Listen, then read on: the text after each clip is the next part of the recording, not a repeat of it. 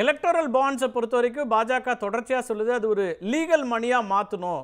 தேர்தல் அரசியலில் கட்சிகள் இல்லீகலாக வாங்குறத லீகலாக மாற்றணுன்றாங்க. இன்னொன்று, நாங்கள் மட்டுமே பெறலையே, காங்கிரஸ் கட்சிக்கு வந்திருக்கு, டிஎம்சி டிஎம்கேன்னு ஆட்சி பொறுப்பில் இருக்கவங்கலாம் வாங்கியிருக்கிறாங்க. அப்போ எங்களை மட்டும் இதில் குற்றம் சாட்டுவது சரியாங்கிற கேள்வி வைக்கிறாங்க.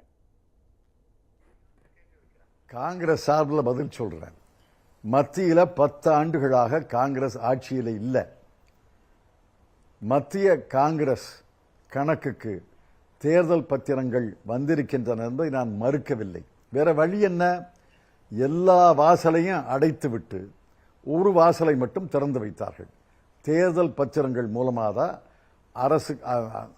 அரசியல் கட்சிகளுக்கு நன்கொடை தர வேண்டும். ஒரு வாசல் தான் திறந்திருக்கு. அப்ப இந்த ஒரு வாசல் திறந்திருக்குன்னா எங்களுக்கு நன்கொடை தருபவர்கள் அந்த வாசலைத்தான் பயன்படுத்தணும். அந்த வாசலில் நுழையாதேன்னு சொன்னா நாங்க ஓட்டாண்டியா தான் நிக்கணும். ஓட்டாண்டியாக காங்கிரஸ் கட்சி இருந்தா தேர்தலை எப்படி சந்திப்பது?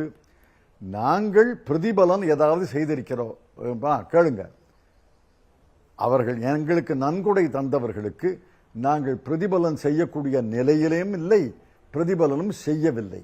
நாங்களா ஈடிய ஏவி சோதனை செய்தோம்? நாங்களா சிபிஐ ஏவி கைது செய்தோம்? நாங்களா வருமானத்துறையை ஏவி அங்க இத்தனை 1000 கோடி ரூபாய் நீ வருமான வரி கட்ட வேண்டும் என்று உத்தரவு போட்டோம்? எங்களால் பிரதிபலன் செய்ய முடியாத நிலையில ஒரே வாசல் கதவு தான் திறந்திருக்குங்கிற நிலையில எங்கள் கட்சியும் நாங்கள் நடத்த வேண்டும் என்பதற்காக அந்த வாசலை தான் பயன்படுத்தணும். ஆனால் பாரதிய ஜனதா கட்சியுடைய நிலை அல்ல, அது அல்ல. பாரதிய ஜனதா கட்சி 10 ஆண்டுகளில் பல சலுகைகளை, பல கான்ட்ராக்டுகளை, பல லைசன்ஸுகளை, பல உரிமங்களை, பல அனுமதிகளை தந்திருக்கிறது.